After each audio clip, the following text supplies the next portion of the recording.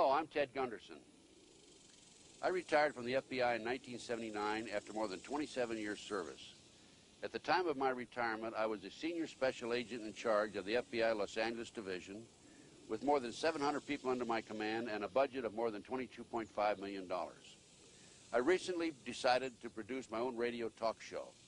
One of my guests was Gene Chip Tatum, a former CIA 25-year black ops operator.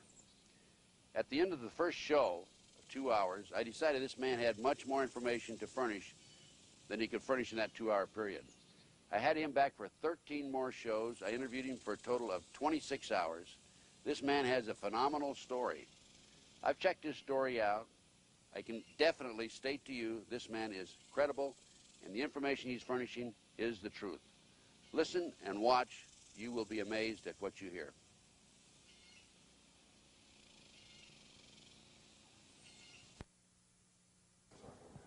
Hi, my name's Chip Tatum, and I'm an ex-intelligence officer for the United States government. 25 years ago, I started my service as a young airman in the United States Air Force. I went through Special Forces training as a combat controller and was subsequently sent to Vietnam. During my tour in Vietnam, I was recruited onto a team called Team Red Rock. The operation that we performed was Operation Red Rock. It was an operation designed to move Lon Nol, the premier of Cambodia, off of the proverbial fence and onto the side of the U.S. government. During this operation, Team Red Rock was captured. Orders were given by the President of the United States that Team Red Rock should not return to the United States. During our captivity, all but 2 of us were tortured to death.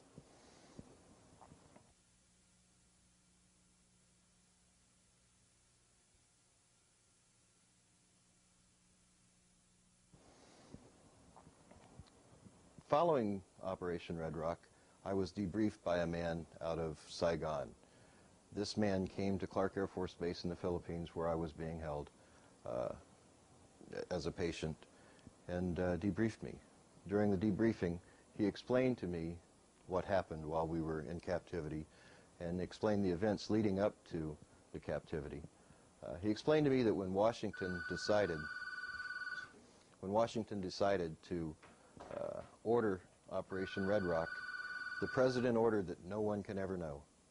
With those orders to General Haig and to Dr. Henry Kissinger, the mission was given to Bill Colby, the station chief in Saigon, to prepare the mission and to ensure that the men performing the mission didn't return. At the end of the debriefing with Mr. Colby, he explained to me that I had a choice. I could either stay with the Air Force and go under the operational control of the CIA, or I could go under the direct employment of the CIA. I chose, as a young military man, to stay with what I knew. I enjoyed the Air Force, I enjoyed the camaraderie in the military, and I knew for sure that I wouldn't have to go back to Vietnam as an ex-prisoner of war. Well, I chose that route, and no sooner did I get back to the United States than I was turned around and sent back to the Southeast Asia area again. I moved in and out of Vietnam under the operational control of the CIA, attached to a company called Air America. My job was to jump into the area of downed Air American aircraft and communicate to move them out and extract them from the area. In 1975, my operational control mission sent me to a place called Yugoslavia. I actually based out of Italy, but we crossed the border into Yugoslavia to try to ascertain the condition of Tito and the condition of the country, to try to find out who was going to be replacing Tito in the event of his death. President Tito was very ill. I spent 2 years in that area of operations, and then upon Mr. Colby's advice, I left active service for the United States government. When I left service, I went into a place called Gunnison, Colorado. I started my family. I had a little deli. I was working in the deli one day, and a couple of the boys came in wearing suits and sunglasses. They told me that the government needed me, and I was reactivated involuntarily to the United States Army this time. I was sent to a place called Fort Campbell, Kentucky. Fort Campbell was basing a new special operations unit The buildup of this unit was in response to our problem in the Iranian desert in the failed hostage rescue unit under the Carter administration. The year was 1980. The activation of me into this unit brought on an all-new meaning to me in the area of intelligence work. Previous to this time, although Team Red Rock was betrayed by the President and his orders that we shouldn't return, I found no other involvement of the government in misdeeds. However, from the day I joined Task Force 160 at Fort Campbell, Kentucky, until today, I've seen nothing but government corruption. He said, pending before this court, and I won't bore you with the first language. By the way, copies of this are available over in our booth 228. Pending before this court is the defendant's motion, blah, blah, blah. It says, he even goes on to say that he believes we probably can prove all this evidence. But here's what he says we cannot talk about.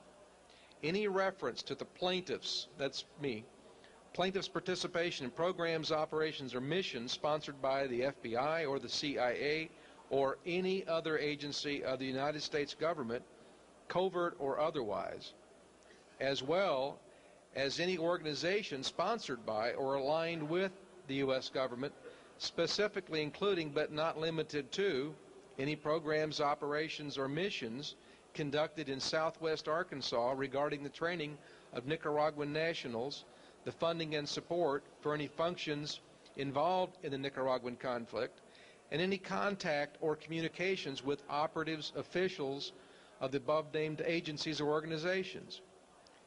Any reference to President or Governor Bill Clinton and or Hillary Clinton and the Mina Ornella airports. Any references to Barry Seal and any alleged drug smuggling operation or other references to the Mina Ornella airports or to a business relationship of Barry Seal and Dan Lassiter, Lassiter and Company, and the Arkansas Development and Finance Authority, parenthesis, ADFA, ADFA, and ADFA's former director, Bob Nash. It is so ordered this 8th day of March, 1996. That was our lawsuit. And out the window it went, which, as I said in my letter as I filed it back to the court, what I found most interesting was this motion went beyond our lawsuit. And nowhere in our suit had we even named some of the people they eliminated reference to, which obviously was their own admission that they knew exactly where their liabilities were and wanted to make sure that we didn't get into court and somehow bring in the real scandal of this story, which is the money laundering aspects of what was going on with the huge profits generated from the cocaine activity. Many of you will wonder why I've decided to come forward today and how I can come forward as an ex-officer for the CIA, for the DIA, NSC, and let me explain that to you. I can come forward today because a federal judge has ordered at a federal trial that I was a defendant in, that the items that I wanted to discuss and present in my trial were not classified. And the reason he decided to do that is the last thing that that judge wanted to do was allow that courtroom to hear what I had to say. He had to, first of all, under the CIPA requirements, that's Classified Information Procedures Act of federal court, he would have to get security clearances for all of the jurors, for the U.S. attorney, and for my attorney, and all of the clerks in the courtroom. No, judges, although the judges aren't required to have that clearance, he would have had to have his staff cleared. The clearances presented a problem in that it would have delayed the trial several months, and they would have had to allow me bond of some sort at that point. At that point, I'd been held without bond because I was a flight risk and a danger to society. The statement made by the Federal Bureau of Investigation after arresting me was that I had traveled outside of the country. Well, of course I had. That was my job. So that made me a flight risk. Even though my family lived here, I was still a flight risk. So I was held in prison. They can do that. They can do that for an undetermined amount of time in any federal case in the interest of justice. They can delay your Speedy Trial Acts in the interest of justice and because the courts are backed up. So everyone needs to understand that the federal court system is a very one-sided system. It's interesting that during testimony by federal agents in the pretrial portion, in the bond portion, a federal agent is allowed to lie on the stand and won't be held accountable for that lie. They won't be prosecuted because it's very difficult for the U.S. Attorney's Office to prosecute their purported prime persons that will provide testimony during the body of the trial. But you know, here's an interesting thing. And I'm only using if for the benefit of those who are uninformed about what's going on. If the CIA has actually been involved in smuggling drugs into the United States, as I know for the last 45 years they've been doing, how do you keep all these people quiet? Because it takes a lot of people. Well, the way we keep them quiet is working with the Justice Department, and anybody that threatens to expose any of this, we simply charge them with offense. Either we fabricate the charges or simply charge them for doing what we ordered them to do, and they end up in federal prison. Usually federal judges will cooperate, as I describe in my books, where federal judges will not let them bring in any of the CIA witnesses or won't let them produce the CIA, the documents showing that they were CIA, and they end up in prison. And this, I mean, there's hundreds of people that this has happened to.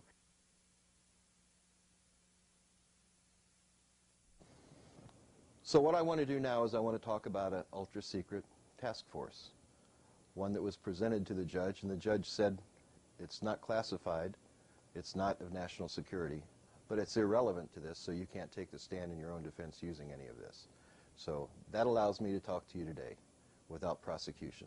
Task Force 160 was formed following the debacle in the desert, the problems that we had in trying to rescue the hostages in Iran were compounded by the fact that the wrong aircraft were chosen by our Joint Chiefs of Staff. You have to understand that even in the military, when you get to the level of the Joint Chiefs, it's a very political position, and everyone's jockeying to have their own aircraft or their own personnel involved in something that they feel is a slam-dunk rescue effort. Unfortunately, because of politics, many young American soldiers lost their lives in the desert in Iran. When President Bush came into office, or when President Reagan came into office, it's hard to differentiate between the two in that administration. When President Reagan came into office, he decided he didn't want anything like this to happen to him. He knew that the anti-terrorist threat was there and that something would have to be done. So it was decided that they would prepare a task force of aviation assets. These aviation assets were trained and based out of Fort Campbell, Kentucky. Nicknamed the Night Stalkers because our primary function was to fly night vision goggle flight. Night vision goggles or night vision equipment that are hooked to the aviation flight helmets. We fly in the cover of darkness. The goggles are great except they have no depth perception, and the stress factor flying under goggles is 4 to 5 times that of normal flight, even normal night flight. We would routinely fly cross-country across the United States. We had the availability in later years of air-to-air refueling. We had the availability of bladders, tactical bladders on board to extend our flight day and our flight range. So we would routinely fly cross-country. Some of the bases that we stopped at, because we were a very top-secret organization as Task Force 160 at the time, and Task Force 160, you know, today is the black helicopters flying around the country. Because of the missions that we flew, it was difficult for us to land in the normal military environment. There are bases set up across the United States with minimum skeleton crews to support were able to support us for what we call RONs, rest overnights, as we ended our crew day. These bases are high security bases. One of them in particular in the desert in Nevada that I noticed was set up to handle over 2,000 people. It was a high security imprisonment containment area. I know that flying from base to base in the United States, many of the Army bases have received orders to set up containment areas for some type of prisoners, for some type of activity. What that is, I don't know, but I can tell you that they're being built and they exist. And they're being built under existing Department of Defense monies. I have a copy of a letter here that ordered the Army, and I'll give some of you, their leaders, a copy, and you can make copies. I've passed out tens of thousands of these across America. But the heading is, and the seal up there and all, is the Department of the Army, Headquarters, United States Army, Training and Doctrine Command. Now, I'm not supposed to have this letter, but it's not illegal for me to have it because it's not classified. I've added 5 lines at the bottom about the concentration camps because that's what it really is. There were about 43 of these detention centers, as they were called. And you know, some 6 months ago, they started stocking food in warehouses for the people they were going to put in them. But in the last few months, they've increased to over 130. And many of them are on military active installations and on what was former some of the 96 closed military installations that were supposed to be returned to the citizens as real estate and so forth. Now, they've already stockpiled food for the people they're going to put in there, and then this letter says, the subject of it, and the date of it's July 1994, and they're supposed to come up with the guidance on how to set up these camps not later than 2 months later, the 29th of August, 1994. So we have to hold the commander-in-chief, who's now in office, responsible for this, because no 4-star general at that headquarters would issue a letter like this unless he'd been ordered to. Do you understand that? He'd be, you know, subject to court-martial. The high security bases are closed bases. Some bases aren't. Some bases have highways that you can drive right through. However, when you look at this area, you'll just think, hey, look at the barbed wire around that place. I wonder what's in there. Well, not much is in there right now, but something will be in there. And it will be people. It won't be equipment. They're not designed to hold a lot of equipment. They're designed to hold a lot of people. They're not warehouse areas.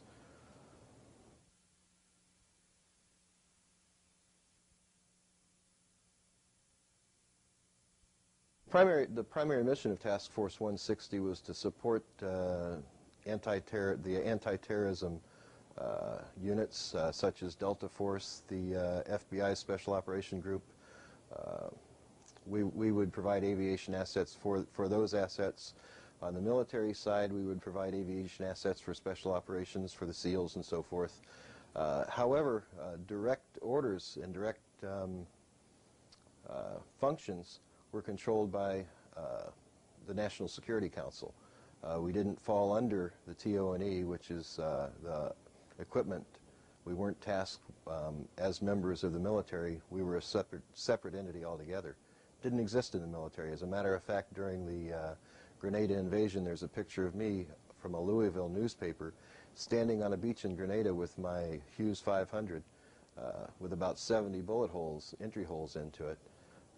I'd sustained 2 broken ribs during the attack, and nothing you will ever find will show that type of aircraft as being one of the aircraft on that invasion. Yet there's a picture of me not being there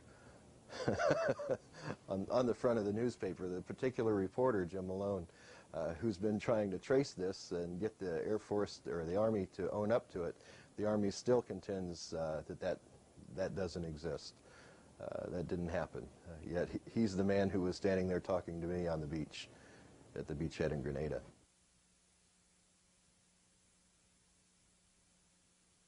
Currently, I'll talk in current events on the 160th. Currently, they have Black Hawks and attack aircraft, 2 separate types of attack aircraft, and they have large cargo aircraft. The attack aircraft are the MD instead of Hughes. McDonnell Douglas bought out the Hughes Corporation. They're called the MD Defenders, which is a Hughes 500 beefed up. It's a utility model and it's an attack model, 2 separate models, each very dangerous in their own rights. The Black Hawks are utility aircraft, but they can carry armament and have long-range capabilities. And we have the Chinook aircraft, the Super Chinooks we call them, which are large troop and equipment carriers. All of them are very, very dark in color, and the matching paint identifies who they are. Very, very dark in color. However, a very, very blackish green would probably look black to the naked eye until you got right up next to it, and you would have to feel the tail of the aircraft to feel what name is on there is the United States Army. It is U.S. Army. However, in earlier years, the assets were controlled, like I said, by the National Security Council. Our particular unit in the Little Birds, many of us were officers from the Central Intelligence Agency or agents from the Central Intelligence Agency. Let me explain to you the difference. An agent is a contract person. An officer is a card-carrying person from the agency. And you were? I was an officer and an agent. On separate occasions, whatever the need was, I would be sheep-dipped out and into a different entity to work as a contract agent. As a matter of record, I was, yes. At our SEPA briefing, that wasn't, the government didn't contest that because they know it's a matter of record. Who I am and what I am now is a matter of public record. What I have to say may be highly contested and should be highly contested about those in power, because what I have to say about them is not a compliment. I believe I was paid for 22 years to work for the American people. I believe that you have the right, as Americans in this country, as taxpayers, to know what happened. What you do with this information is completely up to you. How you deal with it is completely up to you. Whether you believe me is completely up to you. But I will tell you this, what you do with it will have an effect on you the rest of your life. If you choose to ignore what I have to say, in time to come, you'll see that probably you should not have completely ignored what I had to say. And that's just my own opinion. But it's an opinion of an intelligence officer who's been out there, who's been battling in the field for the right for you to call me a liar. I think this is a wonderful country when it's a country that you have the right to your own opinion. There aren't many countries out there where you can have the right to your own opinion. And I think that we need to continue to protect our rights to have that opinion. Well, with the conspiracy laws, all you have to do is say something wrong to another person, and you've lost that right. You're then a felon. I'm a felon. I left federal prison April 4th of this year. And what I'd like to do now is tell you what happened to me, how it happened to me, so that maybe you can learn from it and avoid some of the pitfalls. In 1985, I was tasked with infiltrating a unit at Fort Stewart, Georgia. The unit was a medevac unit. In the military, taskings are made far in advance on who's going to support certain activities. The Nicaraguan Revolution was well underway. The Boland Act was in place, and the Boland Act did not allow for U.S. elements to support the revolution in Nicaragua. The only way the United States government could support those were in humanitarian efforts. So as a medevac helicopter pilot, I would be able to support whatever the intelligence needs were posing as that medevac helicopter pilot. So I was tasked to infiltrate the 3rd of the 498th Med Company in Fort Stewart, Georgia, who would soon be getting a tasking to go to Honduras. I soon found myself in a place called Pomarola, Honduras, with U.S. Army crew. I was the only intelligence officer on that crew. The crew consisted of 2 aircraft and 2 crews. I was the executive officer of that. We had a ranking military officer with us who was actually the officer in charge of the contingency. On February 26th, I was flying 2 pilots from Ilopango Air Base into the Contra camps. One of them in particular was El Paraiso. They were to arrange arms drops being done by a third entity, a company called Corporate Air Services. This Corporate Air Services employed several pilots from the old days who were somehow attached to ex-intelligence agencies. Some of them were even old Air America pilots. So you can imagine who might be the actual owner of Corporate Air Services. This was the group and part of the group that was owned by Ollie North's enterprise. You would find in 1986 these two pilots that I flew on February 26, 1985 were killed in a plane crash over Nicaragua. Eugene Hassenfuss survived that crash and was subsequently captured by the Nicaraguan government and sent back to the United States.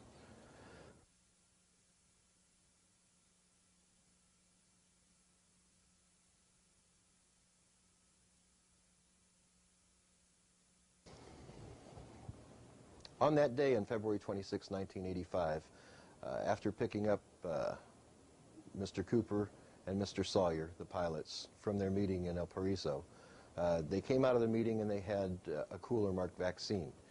The cooler was a large cooler, probably about a 96 or 100 quart size, if you understand the sizes of coolers, very large, commercial grade. It was sealed and it was marked vaccine. We put it on board the aircraft. We flew all of them to La Mesa, Honduras. The two pilots were scheduled to catch a flight back to El Salvador. The cooler was destined for Panama to a Dr. Harari. I was given instructions to pass it on to a U.S. Air Force C-130 that was landing there sometime within the next few hours. When we unloaded the cooler from the aircraft, the seal broke on it. It popped open. I think that probably the hard landing that I had and bounced it around inside the aircraft on that particular occasion on a very hot day helped aid in breaking that seal. But when the seal broke, we found a large quantity of bricks wrapped in a blue medical tape. We opened it up. I put my finger across the powdery substance, crystalline type powder, put it on my tongue, and it immediately numbed my tongue. Previous experience told me that this was cocaine. In estimating the amount of cocaine inside that cooler, it was over 100 kilos of cocaine. I asked the pilot who it was going to, and he said in Honduras, or in Panama, it was going to a man called Dr. Harari. Dr. Harari, I would find out later, was actually Mike Harari, a Mossad agent assigned to General Manuel Noriega as a confidant. Upon arriving back at Pomerola Air Base, I immediately went into our secure lines I called Washington Switch, and I advised them, my controller at Washington Switch, what I had found.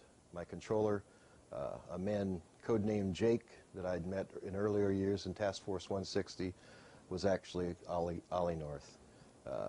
Mr. North told me that it was evidence that the Sandinistas were dealing in cocaine. The Contras had confiscated it during a battle from the Sandinista government, and it was destined for world courts, for the warehouses, and to be used as evidence in world courts against the Sandinista government.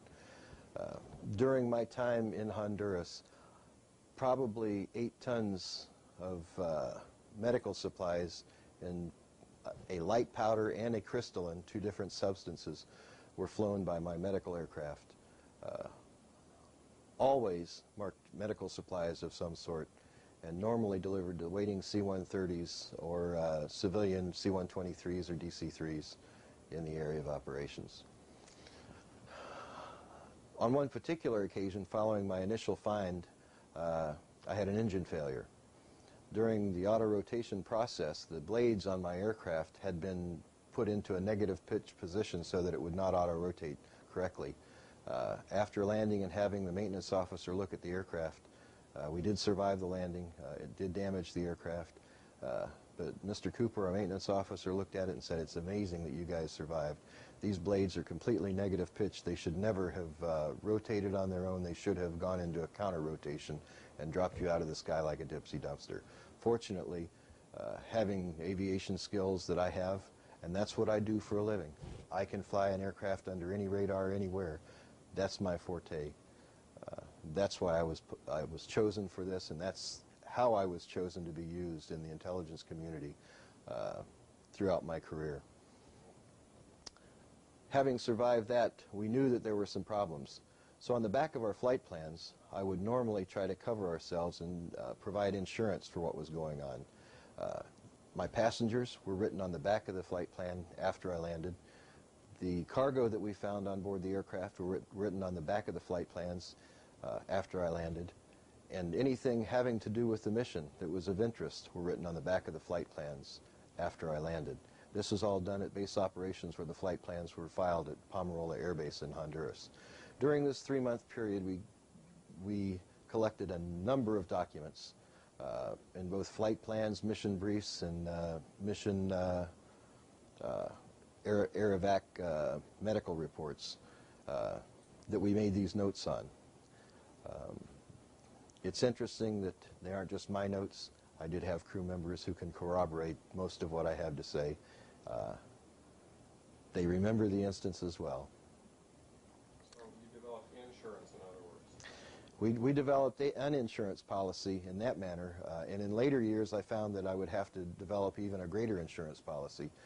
The people I worked for, the people I flew, are all on these flight plans for this 3 to 4 month period.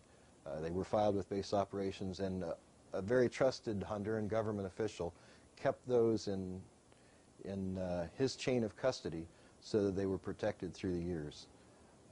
In 1995, I went back to Honduras and I collected these documents after a threat from Ollie North to give up the documents or else.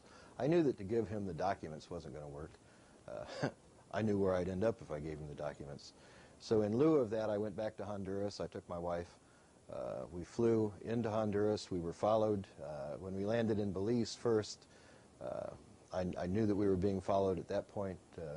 I was able to evade the person who was assigned to follow us so that I could meet with the person who had these documents. He gave me certified copies of the documents, and we returned to the U.S. Within 2 weeks of returning to the United States, I was arrested by the FBI and placed in prison. But let me tell you even a little more about the instances that followed my arrest. In 1995, I was arrested by the FBI within 2 weeks of returning to the United States from Honduras. While in Honduras, I picked up certified copies of the documents which I told you about earlier, and I'll show you copies of in just a moment. While I was being held in a federal facility, federal officers came into me and told me, "Give up the documents, Tatum. Give them up or else you'll be charged with treason. And if you don't go to prison for the rest of your life, you may even be executed." In lieu of giving those documents up, I decided to do something else. I published those documents, and I sent a copy to the White House. This is a Department of Defense International Flight Plan filed by myself and my co-pilot. The names in this section: Robert Brantner, our crew chief was a Mr. Rodriguez, and our medic was Gary Watkins. This flight plan was filed with base operations on February 26, 1985. The aircraft call sign was Dustoff 713. The actual number of the aircraft is also indicated on the flight plan. It shows that we flew a military mission in aircraft 7015713. We refueled at La Mesa. It shows that the people we flew as passengers were sent from Wally World, which was the intelligence compound at Pomarola Air Base. The names of the passengers were Cooper and Sawyer. Now, if you'll recall from a few moments ago, I told you about the cargo we flew. On the opposite side of this flight plan, we have the cargoes. As you can see, we were destined to transport vaccine to La Mesa. There was no one there to pick up the vaccine for 1 hour and 45 minutes. The note placed on it by me states that the vaccine popped open on landing while powdery substance, or a white powdery substance, advised Rodriguez via Lima Lima, suspected cocaine, container was large white cooler, similar to the ones I delivered to Arkansas in 1984.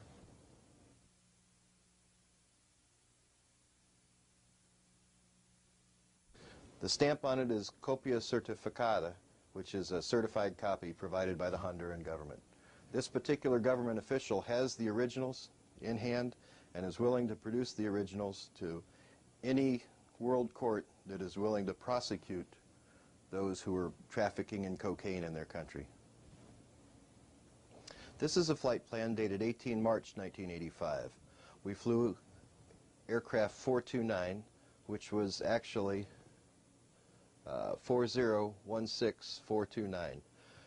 I was the pilot. My co-pilot was Scott Williams, who many of you may recognize as a CIA asset. My crew chief was Bill McDonald, and again, my crew chief was E4 Rodriguez. This particular flight, we flew into several villages and then into San Lorenzo, Honduras. The personnel on board the aircraft were two, Mr. North, who you know as Oliver North, and another passenger. The particular mission that we flew on this day required us to go into an area that was heavily shelled during the night. It was a Contra village. At the Contra village, we picked up a patient who had trauma to the leg, massive rib fracture, and the second patient had upper chest wounds. As the medic was treating the chest wound, he needed my help. I went over and helped him. Mr. North, who had arrived late at the aircraft that morning, making us 45 minutes for our takeoff, came over, exasperated that we were taking such a large amount of time working on these Honduran nationals, or on these, I should say, Contras. But they were Hondurans, they weren't Nicaraguans, so that you know. Mr. North had decided that we were taking too much time. He came over and told us to get the aircraft up and going. However, when he got to us, he looked at the chest wound. The chest wound was a gaping chest wound. The heart was exposed and it was beating. Mr. North fainted. It compounded the medic's duties in having to tend to old blood and guts Oliver North. He made the notes on this, his medical evaluation. Additional medics' comments are on the reverse of this particular flight plan. Can you give us a clue what that's saying there on the comments? Sure. The comments say approximate ground time 15 minutes. This was in delivering, in San Lorenzo, delivering the patients. 15 minutes is a large amount of time when you have chest wounds and so forth to offload to ambulances to take to the primary care facility, to the tactical facility that was set up. And the medic was complaining here because it took so much time to get the people offloaded and into trauma care. What we got here? On the 16th of March, I was tasked to fly two individuals from Tegucigalpa on a sightseeing mission around Honduras, over the camps and back into Pomarola Air Base. We were flying an aircraft 228, which is actually aircraft tail number, I don't see it right offhand in here. At any rate, it was Dustoff 228. Mr. Hibbard was a pilot. I was his co-pilot on this particular mission. Our passengers were a R. Young of the Arkansas National Guard and an M. Harari, who represented interests of Panama and was referred to as Ambassador Harari. M. Harari was actually Mike Harari, a Mossad agent. During the flight, I had installed a recorder, a cassette tape recorder that recorded all conversations on board the aircraft. We did activate that recorder during the flight. The personnel in the back of the aircraft, talking on our private intercom, did not know that what they were saying was not private.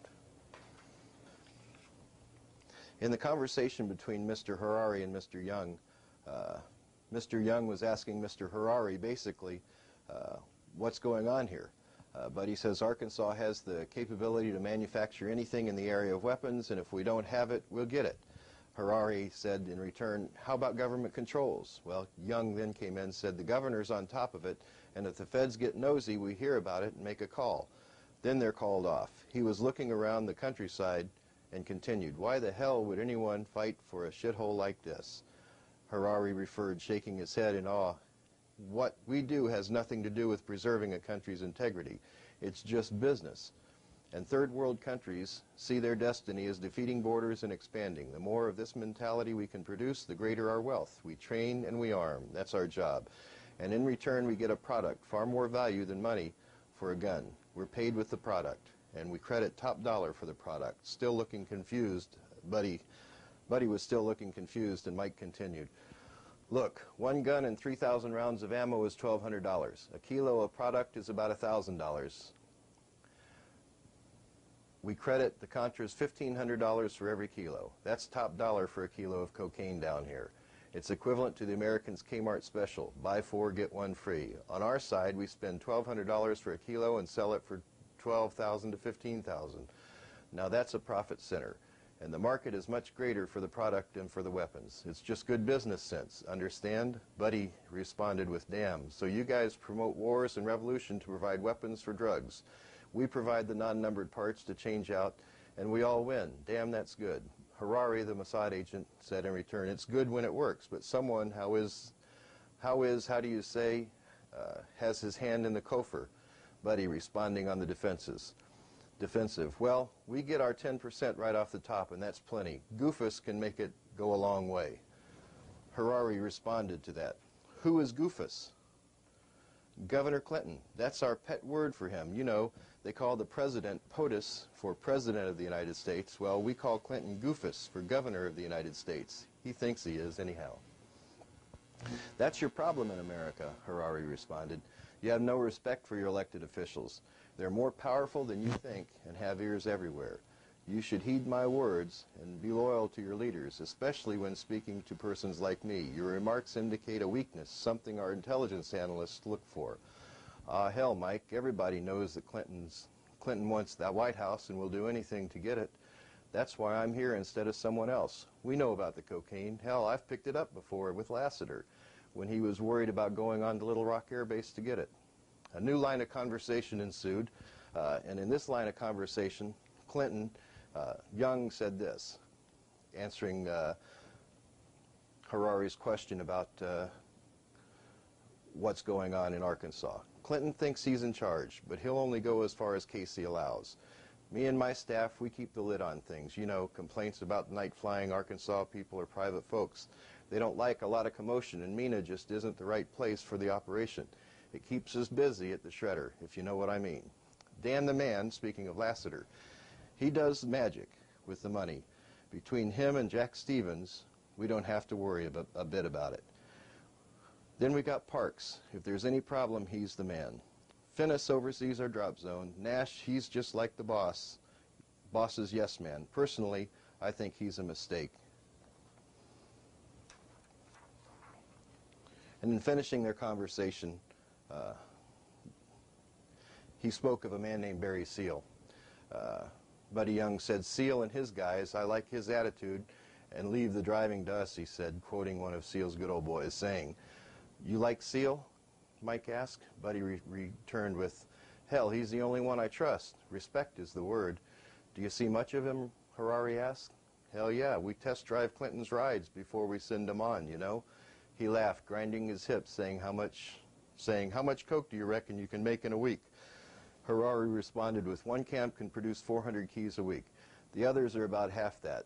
But that's just our operation here. We have other sources in various parts of the world. Why do you ask? What? Oh, the governor wanted to know our capacity. Mike, who else is on the team? Well, hell, I forget who I told you about. Harari ran down the list from his memory. And then Young continued, oh, there's a manufacturer, these two, and the tape stopped at that point. That's a taped conversation between Mike Harari and Buddy Young. Buddy Young was the security chief for Governor Clinton of Arkansas. What are we looking at? This is a Department of Defense International Flight Plan filed on the 30th of March 1985 with operations at Pomerola Air Base. The flight was actually a day flight into La Mesa and then on into Tela, Honduras. We were delivering some people in for an overnight stay. That night I was tasked by Wally World, the intelligence arm of Pomerola Air Base, to pick up several passengers. These are the notes from those passengers that I picked up and flew that night under night vision goggle flight. I flew a man named North, a man named Rodriguez, a man named Dr. Gus, who was actual General Alvarez, and a man named Aminir, who was the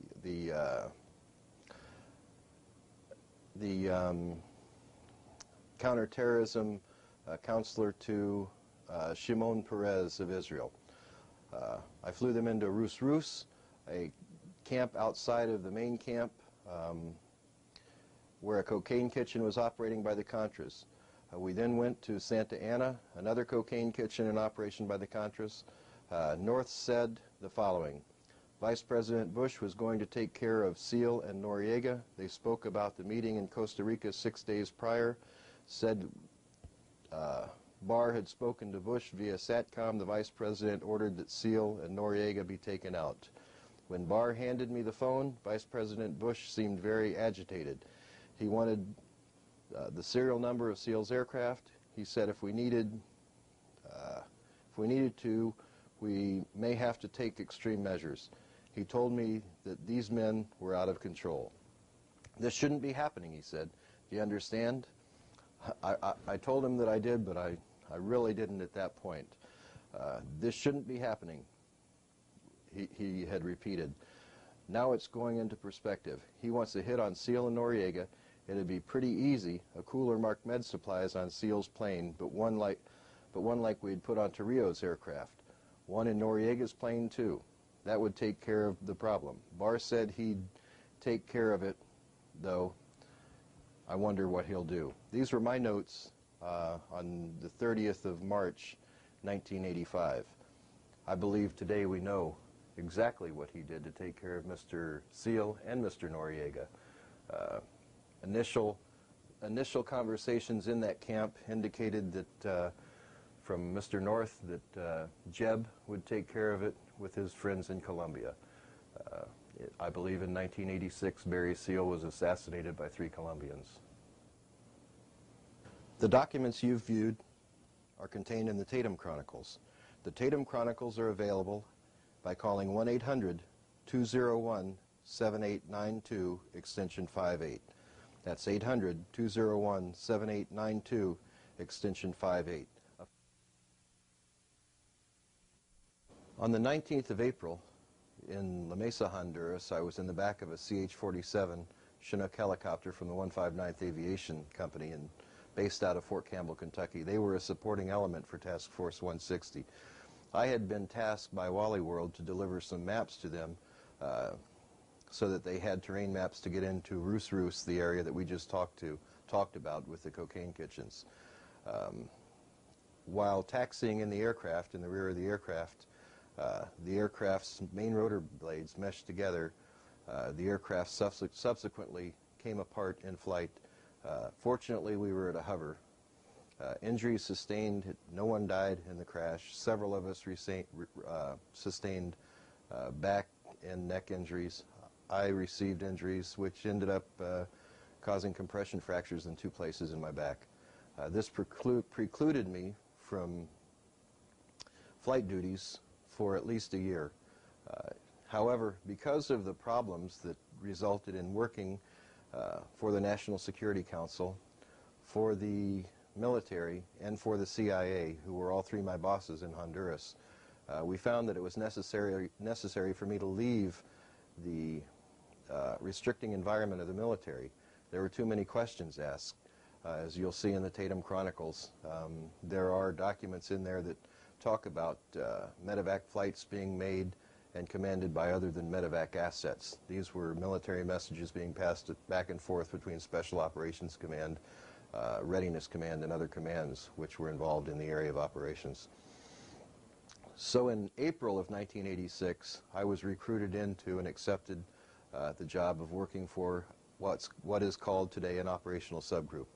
OSGs in 1986 were formed by authorization of the TWIG, which is the Terrorist Incident Working Group. In turn, the Terrorist Incident Working Group was authorized to be formed by the Special Situation Group, which was authorized by President Reagan in 1982. The Special Situation Group is a group which is chaired by our command elements of national security, defense intelligence, CIA, military intelligence, and other assets of the federal government, to include certain cabinets. This particular Special Situation Group chairs only in the event of a national security problem. There's a standing group which was formed to support this Special Situation Group called TWIG, the Terrorist Incident Working Group. This standing group was our command element for the operational subgroups.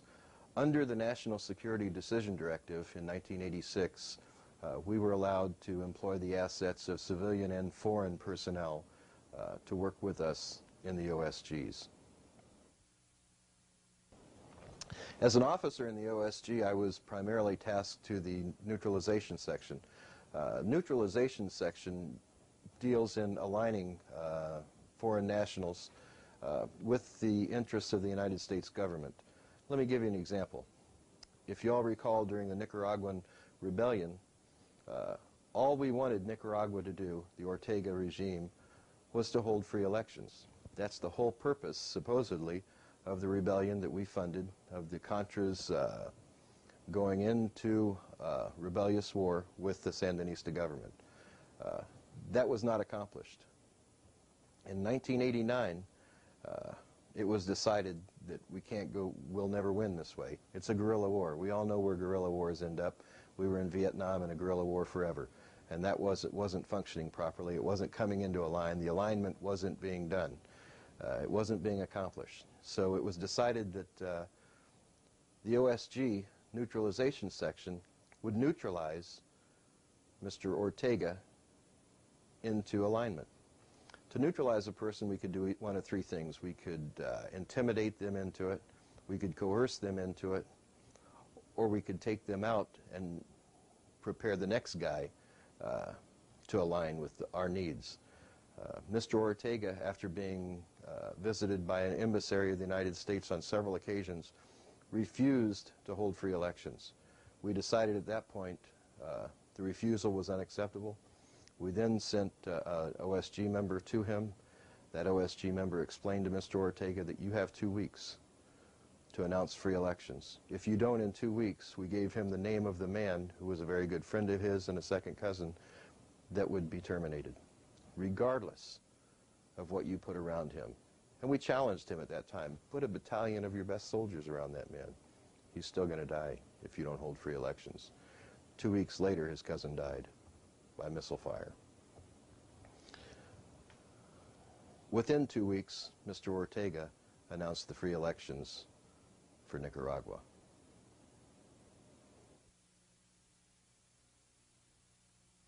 The neutralization. As I say, neutralization in that particular instance took form of a termination, which was actually a form of coercion, coercion or intimidation to align him. That's happened around the world. In that particular instance, I have to say that I believe that that was in the interest of the United States. And let me tell you why. When we put defense satellites into orbit, the telemetry for many of our satellites didn't come out where we wanted them to come out. It came out in a little Central American country. We have a place called a tactical site in Honduras, which needed to be protected at the time because the telemetry of these defense satellites and intelligence satellites all came together there. We needed to protect the borders, and having instability there with all of this data and information flowing right into that area was imperative to national security.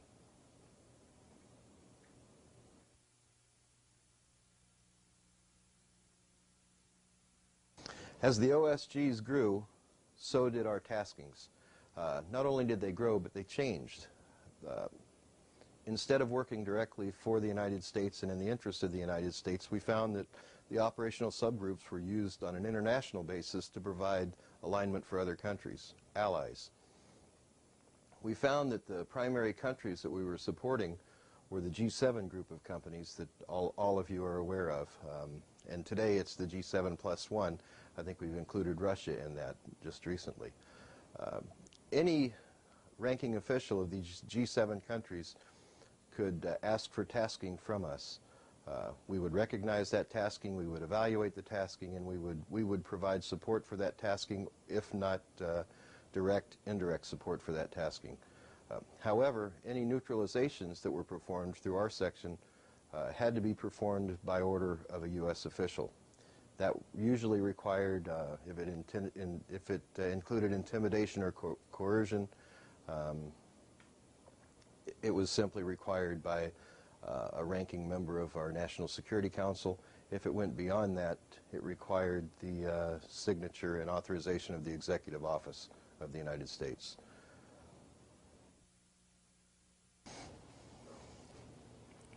This is an example of a document which required the termination of a target for the OSGs. It was signed in 1991 by then President George Bush. I'll read this to you so that you understand what it says. It was an activation order activating myself, DG Chip Tatum, codenamed Pegasus. You are hereby ordered into service of the United States government. It has been determined that, and then the name of the target is blacked out, and his nationality is blacked out, has illegally obtained documents which are of vital concern to the security of the United States and selected allies of the United States. It has therefore been determined by finding of the National Security Council that these documents must be recovered. Due to this determination, you are authorized to use whatever means necessary to recover said documents and ensure that this criminal is brought to justice. You are authorized to exceed existing regulations and FTMs to accomplish this mission. If loss of life occurs as a result of the performance of your duties, you shall be exempt and protected from prosecution. Can you explain what's going on there? Sure. This particular person had some documents in his possession that could implicate some of the leaders of this country in illegal activities. That's what it came down to. I won't name the name because I don't want to endanger my family from his family for any retribution. To say that we can exceed existing field training manuals and existing regulations simply means that we can shoot to kill. If I do decide that I need to shoot to kill, the last paragraph that states that you shall be exempt from prosecution and means that the United States will exempt me from prosecution under Rule 12.3 of the Federal Code, and protected from prosecution implies that the world courts or other countries, I will be protected from them if they decide to try to prosecute. Okay. Why are you releasing this document now? Why is it coming out? I think that the American people need to know the level of what they're dealing with. I think they need to know exactly what to expect. This termination order, because it involved a foreign national, I accepted. If it were for an American national, I would not accept, but there are those in the OSGs that would accept that, and let me explain to you why. OSG members aren't necessarily United States government personnel. We had intelligence officers from Danish intelligence, Turkish intelligence, the Mossad, British intelligence, and other countries. For $25,000 to $50,000 per mission, you can bet that they'll terminate or they'll neutralize whoever they're ordered to do. So as you've just seen in the document that you've just viewed, the OSGs were tasked with neutralizations around the world. Who we neutralized became more and more bizarre as time went on. And I think it's important for you to understand a modus operandi, an MO, that I started noticing with Mr. Bush. When he ran for president in 1988, we received an order to neutralize, now this doesn't mean to assassinate, but to neutralize one person who was gaining favor in the voters' eyes. That man is Gary Hart. Because it was an American citizen, I refused to do it. However, there were others who did not refuse to do that, and now, as a matter of history, we all know what happened to Mr. Gary Hart.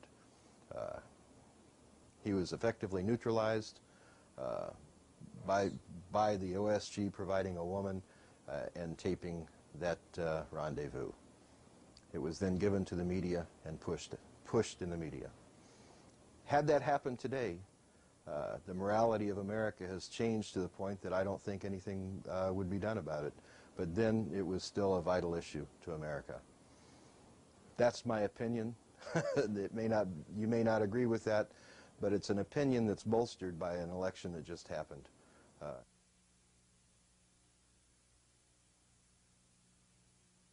The next instance that I was tasked to neutralize an American citizen was in the 1992 election. I was asked to neutralize a candidate for a third party. This candidate was gaining favor in the voters' eyes. He was growing fast, and he's a person most of us know. His name is Atros Perot. These young people could cause the American people to regain confidence in their government overnight if they would put this in place, right?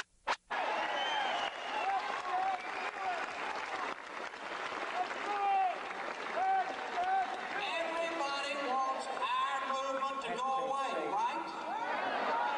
What better way to get us to start thinking about it than to do all the things that we felt ought to be done? Okay, now, God bless you both, and I'm dead serious. I'm going to give you a number where you can reach me 24 hours a day, and if anybody starts to pull your chain, you tell them they better be in a deep bunker when we get to them.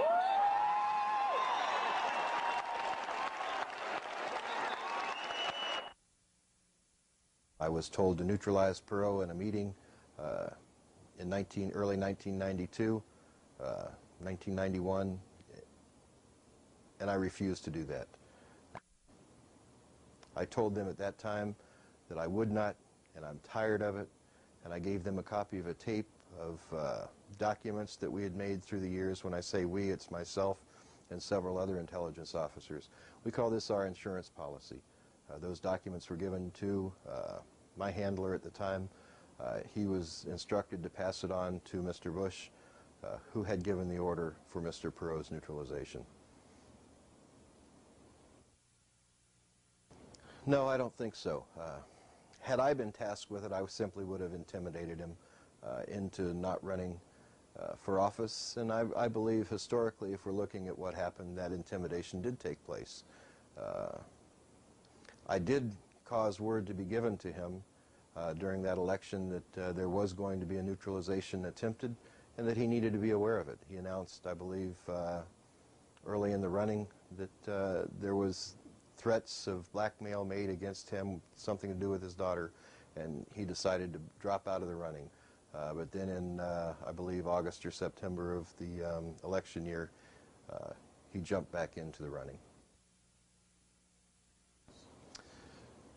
I had told a good friend who was working out of Tampa, Florida, for the government, and it is my information from him that it was at Saddlebrook Resort in Tampa, Florida, that Mr. Perot was told of the neutralization order. And this information came from you? This information did come from me to this federal officer.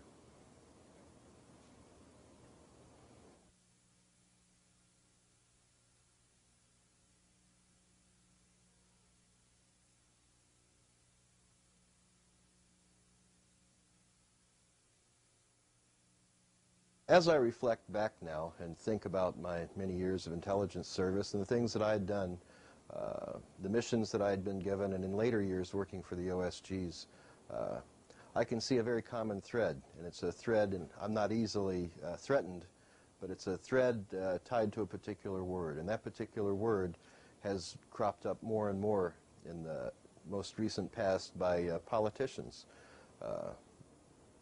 There was a politician, a senator, that was interviewing the new director of the CIA, George Tenet, and she asked him a very specific question, and that was just early this year. She asked Mr. Tenet, "Are you prepared to usher in the new millennium, and are you prepared to build your Central Intelligence Agency to see to the New World Order. That was a damning statement, because I'd heard that statement in other instances. I heard that statement from statements and words pertaining to the New World Order from my handlers, from George Bush, from Bill Colby, and from Mr. Casey.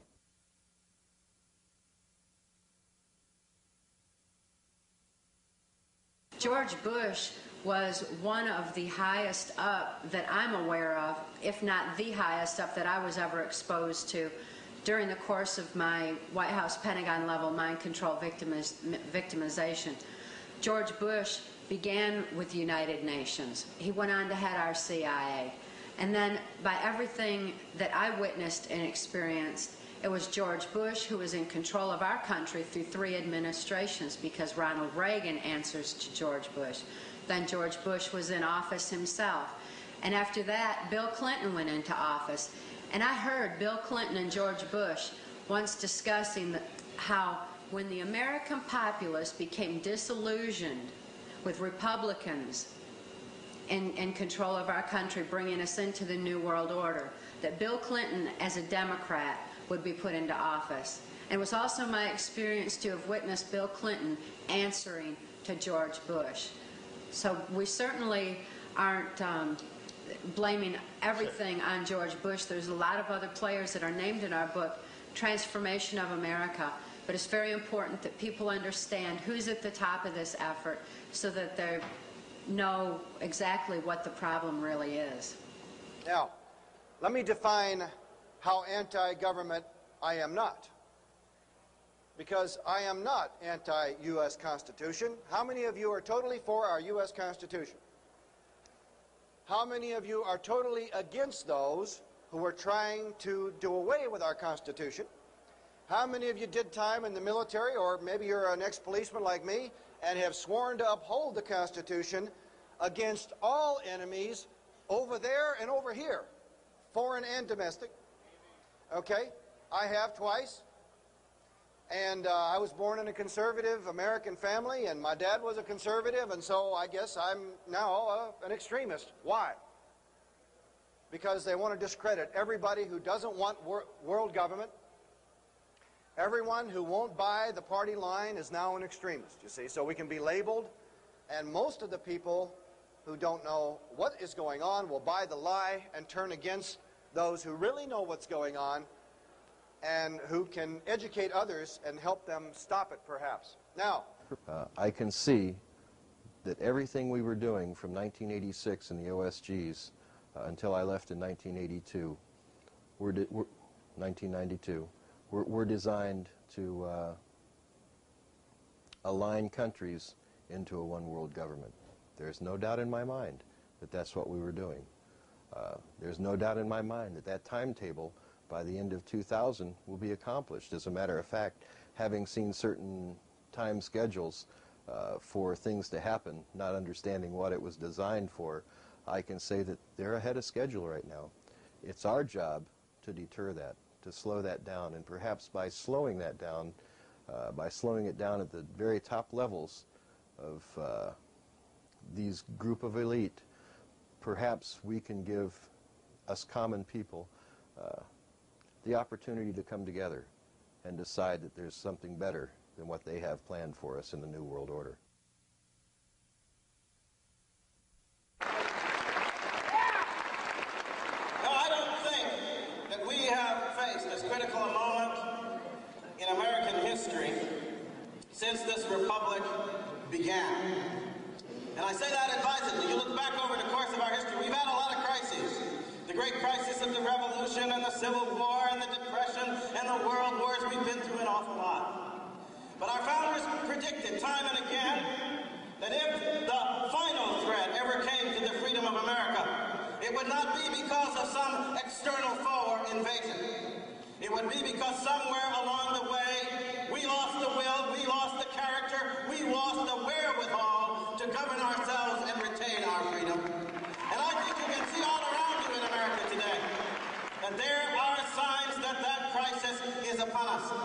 A government that over the decades on the claim of war and the claims of peace and the claims of every kind of crisis they can find have expanded its bureaucratic control, its control over our resources, its control through regulation over every aspect of our lives. Some people have come along who seem to believe that it is the business of government to substitute for the work and the will and the energy and the responsibility of this great people. But you know, that's not how this country was built. It's not how we got here. It is not how we sustained its liberty during the 19th century or moved it to a position of world leadership in the 20th century. I do not believe that the challenge of politics in America is about the confidence we can have in our rulers. I believe it is about the confidence we must have in ourselves. And if we are willing once again to assert that true confidence, then I think that we can put this country back on its path toward glory. Pyramids. At the peak of the pyramid, you've got a tiny, tiny few people who know everything there is to know about that organization. They know its real agenda, its real motivation, where it's really seeking to go. The further you come down from that pyramid peak in any organization, you're meeting more and more and more people who know less and less and less about what that organization's agenda really is. They only know their part in it. They call it compartmentalization. I always also call it the mushroom approach. Keep them in the dark and feed them bullshit. Through this pyramid system, well into the 90% of people who are daily in their jobs in this city and other cities around the world, who are daily pushing this world towards more and more centralization of power on a global level, either don't realize they're doing it because they don't see the big pattern, or they don't realize the implications of what they're doing. And all these aspects of life, the banking system is a pyramid, so is the media, so is the secret society network of the world, so is the multinational corporation network. And at the peak of their pyramids, they fuse into one global pyramid peak, where a tiny few people, maybe no more than 13 families, pervade down the pyramid an all-encompassing policy which pushes us daily towards more and more centralization of power. But you know, if you look at the pyramid, where is the power in the pyramid? We've been conned and conditioned and programmed to believe that it's up there. It is not. That's up there because the rest of the pyramid, us, are holding it up there, and that's the only reason it exists. And that leads me to something else as I start to draw to a close here. And that is, it's okay standing at microphones like this and meetings like this and saying it's them, it's them, it's them. No! It's only possible, this manipulation, because human race of the world, it is us that allow it to happen. I think to perform effectively as a new world order, you have to have a commonality of countries. You can't have the separation of countries, the distinct separation that we have now. You know, you look at Ireland, who is a fairly poor country. They don't have all of the conveniences that we do in America today. So I think conveniences will be lost in some countries, and conveniences will be gained in others. The two-car system in America, the heavy use of fuel in the United States, I don't think that we'll be successful in a one-world government with obtaining the fuels to sustain that. I think that there's going to have to be a change, and I think that the government is seeing to that change on a very, very slow but very, very precise schedule. I think that the way that they will do this is they will slowly, and very slowly, but very precisely, enact little pieces of legislation, sometimes on an international basis under environmental laws, sometimes under state legislation, sometimes under federal legislation. But I think you'll see these little tags that are put on legislation will affect us for the rest of our lives. So, ladies and gentlemen, let me make a long story short. I think in reference to the subject of wetlands, drugs, guns, the environment, the FAA, FCC, atomic energy, which we haven't discussed, a variety of other matters. Uncle Sam, being an international power and having the authority to ratify and adopt treaties, has done so regarding these various subject matters. And when, in reference to some of these laws, that happens, it is quite often that Uncle Sam will come along and make a crime. You know, there are cases out there that have never been reversed where the United States Supreme Court says, gee, Congress does not possess the police power. If it doesn't have the police power, why are we having police powers being exercised?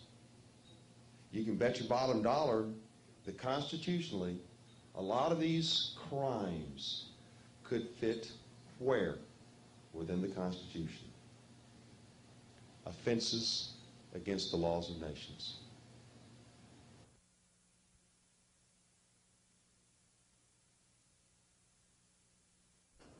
Well, in working for the people I work for, I only see two classes.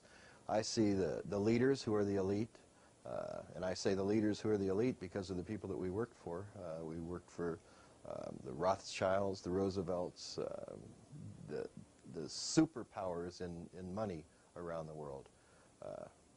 There was never any question of finances on anything that we did. If I needed $250,000 for a mission, I had a signature line of credit. I walked into a bank in New York, I signed my signature, pulled out $250,000 cash, walked away, and that money was replaced the following week. It was that easy for me. So in answer, I hope that I've answered that in saying there's two groups. There's the citizens and there's the elite, and that's all there are. Those around the world that think that there's going to be an upper class or that there's going to be comfort like there was, there won't be. Myself, I see even maybe a third class, but that third class won't be considered citizenry on the New World Order. It'll be considered enemies of the New World Order who are possibly living in state of an underground.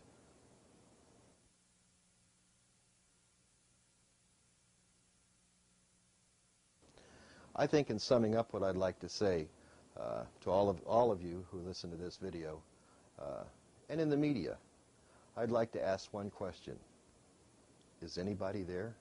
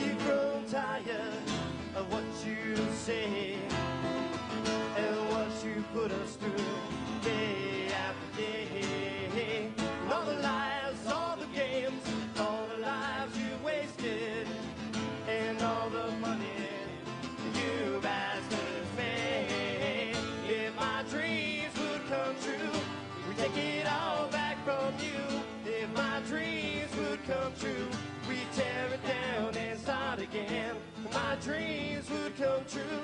We take it all back from you. If my dreams would come true, we tear it down and start again. Start again.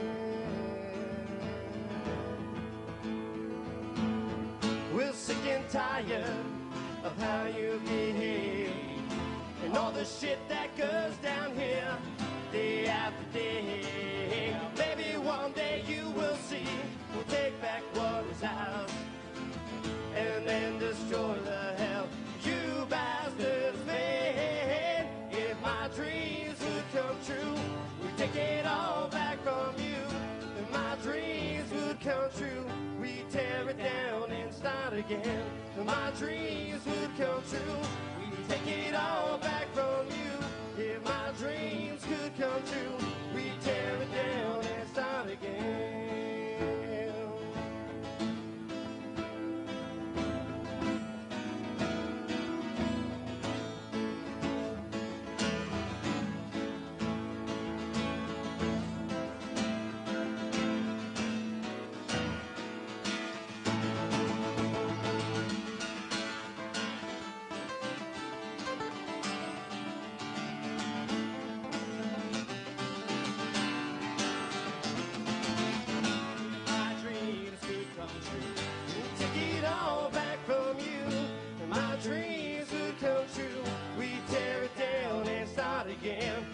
My dreams would come true. We'd take it all back from you. And my dreams would come true. We'd tear it down and start again. My dreams could come true. They'll be taking it all back from you. My dreams could come true. You'll be so lonely when you die. My dreams could come true. You'll get them all back spending night. My dreams could come true. You'll be so lonely when you die. Thank you. Bless America.